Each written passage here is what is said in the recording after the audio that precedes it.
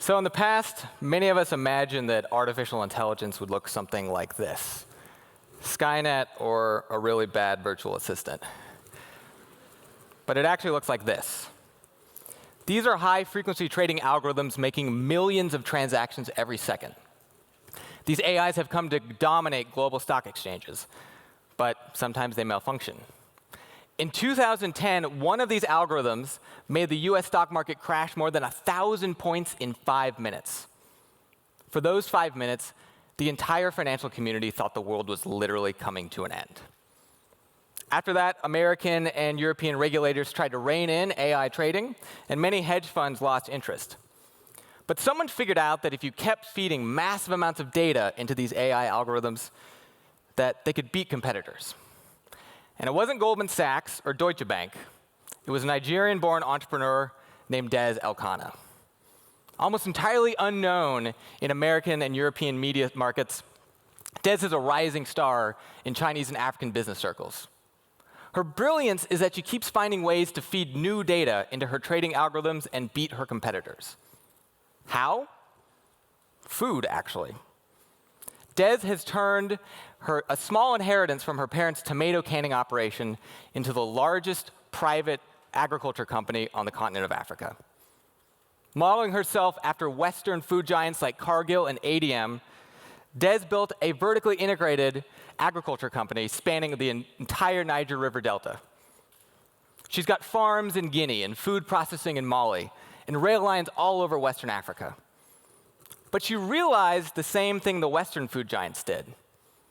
While they're making billions of dollars off of food, the data is actually more valuable than the food itself. Financial traders will do anything for a slight information advantage. So these companies having access to proprietary resource data, like grain reserves or fertilizer shortages, gives them the ability to place massive billion-dollar bets on global commodity markets.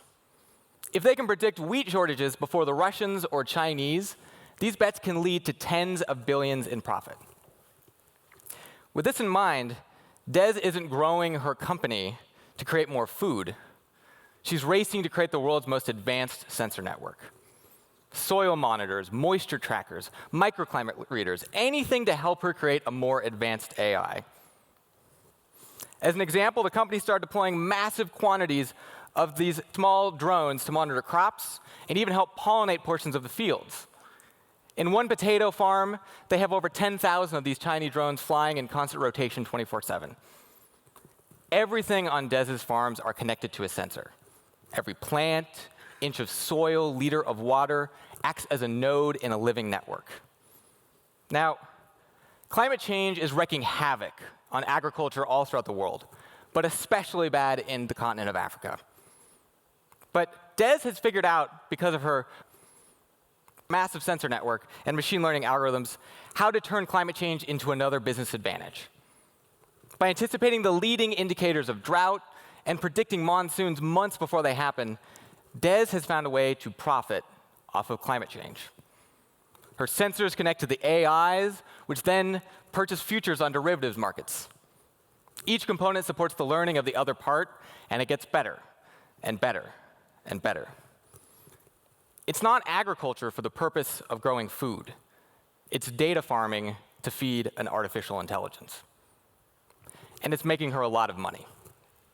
It's hard to get numbers on these kind of things, but Oxfam recently published a report that her net worth went from an estimated $3 billion in 2007 to $37 billion last year. If this rate continues, she could be the wealthiest person on planet Earth in only a few years.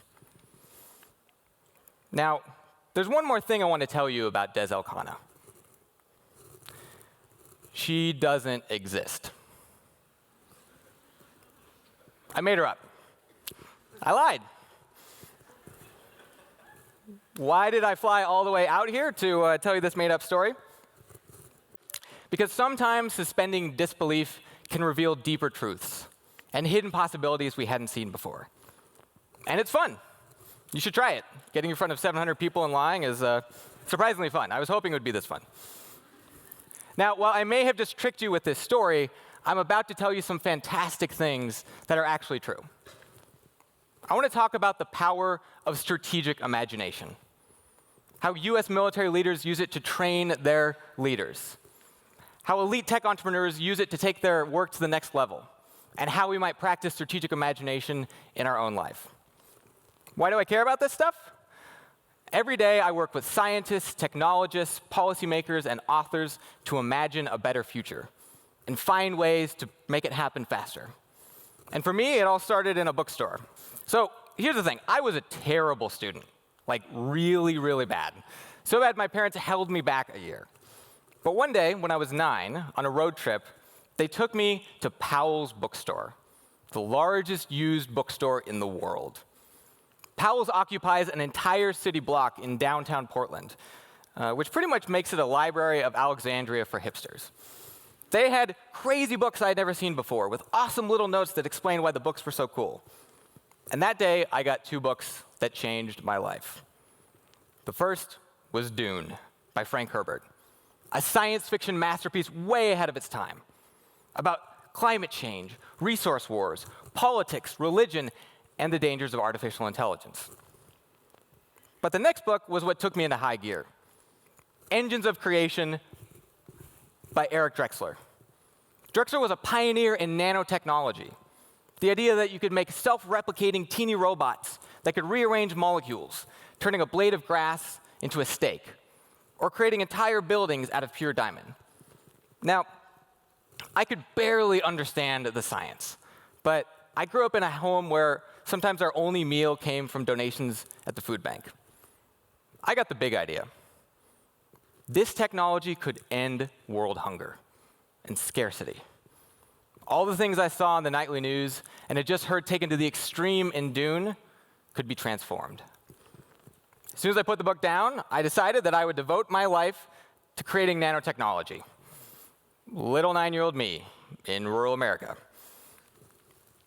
Now, my mind was bursting with possibility and purpose because of these 2 books.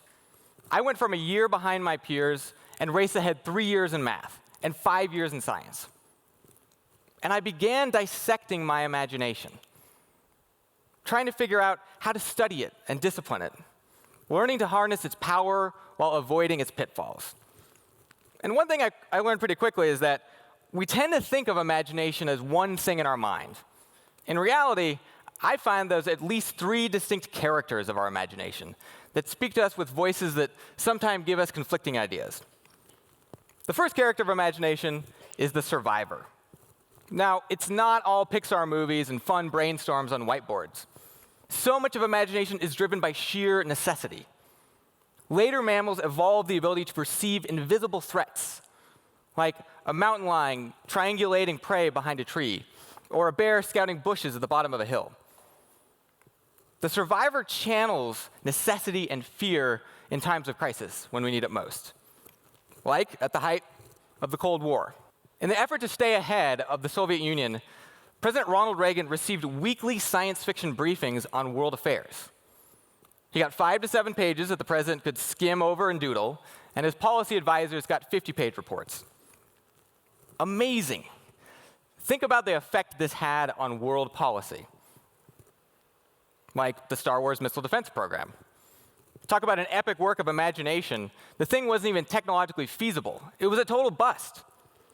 But it broke the Soviet Union as they tried to catch up to the US's made-up military advantage. And this is relevant to today. Flying here to Lithuania, I've heard rumor that the Russian Federation is launching counter-espionage attacks against Lithuania and other Baltic states. Troubling if true. Now, the US is known for its cyber warfare capabilities, but it wasn't always the case. In 1983, the US had no comprehensive cybersecurity plan. Then, one day, President Ronald Reagan watched the movie War Games. In this movie, a young Matthew Broderick hacks into military computers, thinking it's just a video game, and almost accidentally launches thermonuclear weapons, starting World War III. Now, the next day, the president was in a meeting with all of his top military advisors, and he started talking about the movie.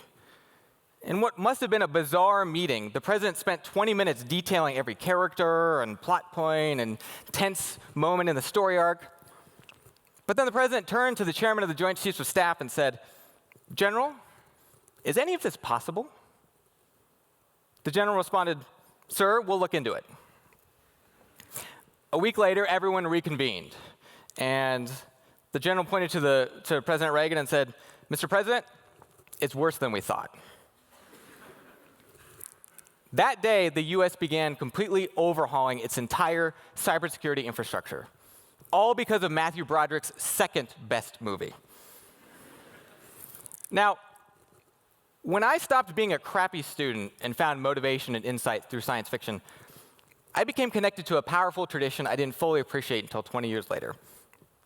You see, there's this almost secret history of how science fiction has shaped the 20th century and is shaping the 21st century.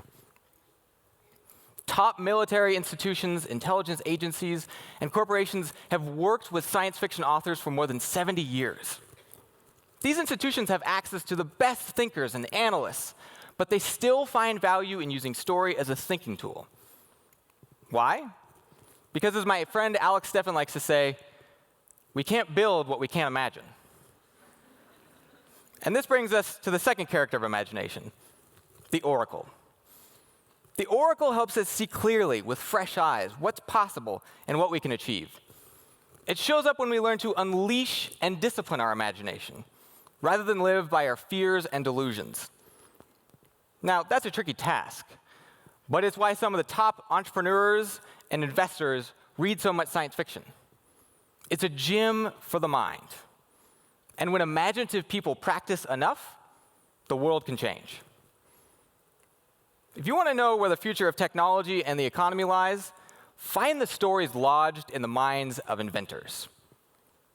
Elon Musk, Jeff Bezos, Bill Gates, Larry Page, Sergey Brin all cite science fiction as critical to shaping their worldview.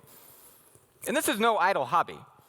If you go to the lobby of Jeff Bezos' space company, Blue Origin, it's littered with sci-fi memorabilia.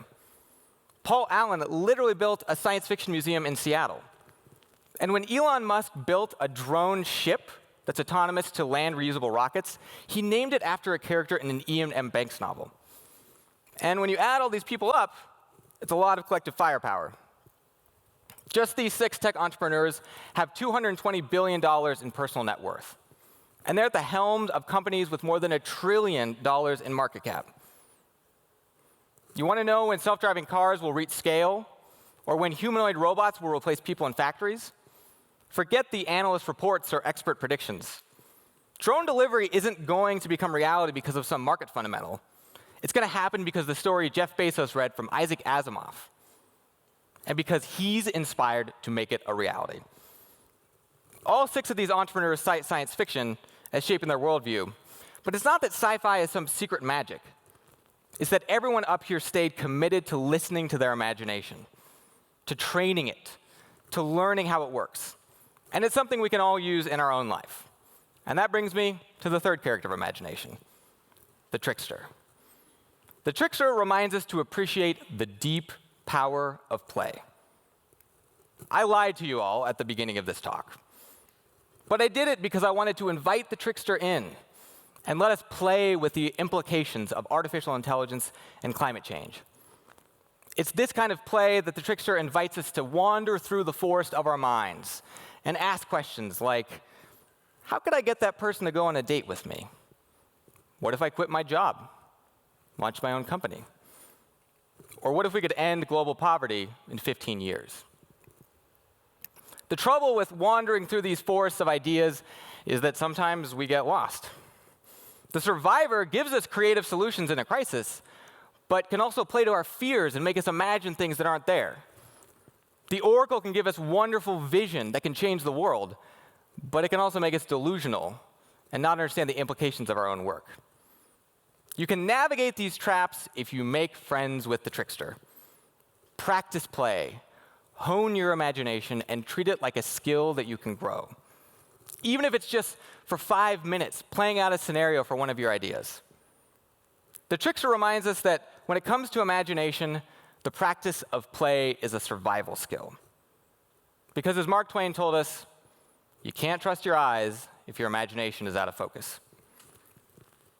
Now, I'm sure many of you here in the past might not have considered yourself an imaginative person. I'm here to tell you that you are.